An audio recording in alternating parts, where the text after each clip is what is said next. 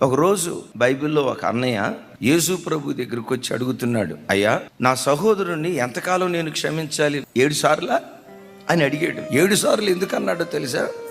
ఎవడైనా ఏదైనా అంటే 1, 2, 4, 7 అయిపోయింది కదా, బిగబట్టి ఆ తర్వాత దంచుదులు పెడదామని.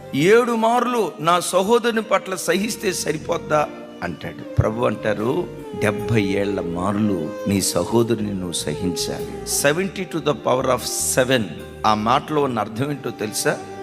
70 మనుషుని యొక్క ఆయుష్కాలం, 7 సంపూర్ణ సంఖ్య. నీ ఆయుష్కాలం అంతా నీ పట్ల కీడు చేసిన వ్యక్తిని, నిన్ను బాధించిన వ్యక్తిని, నిన్ను ఇబ్బంది పెట్టిన వ్యక్తిని, సూటిపోటి మాటలతో మానసికంగా నిన్ను హింసించిన వ్యక్తిని నీ ఆయుష్కాలం అంతా సంపూర్ణంగా నువ్వు సహించేవాడివై ఉండాలి.